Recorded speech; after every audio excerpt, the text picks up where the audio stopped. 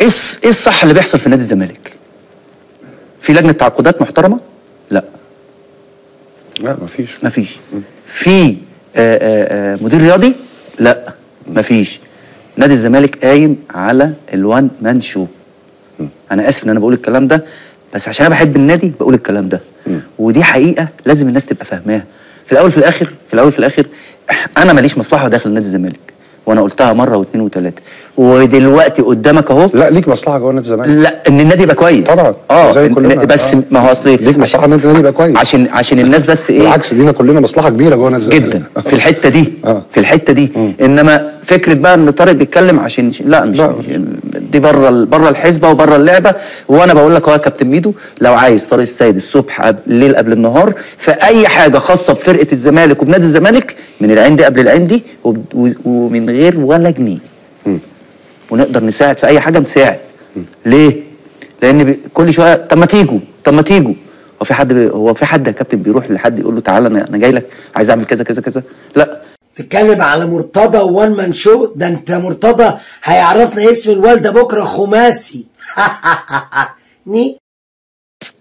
القندوسي ما عندوش مشكله وموافق مبدئيا ان هو يلعب هنا في مصر في اي نادي لمده 6 شهور او لمده سنه حسب الاتفاق اللي يكون مع النادي الاهلي. الخلاف دلوقتي في ايه؟ الخلاف مادي بخصوص هو هياخد كام من سيراميكا.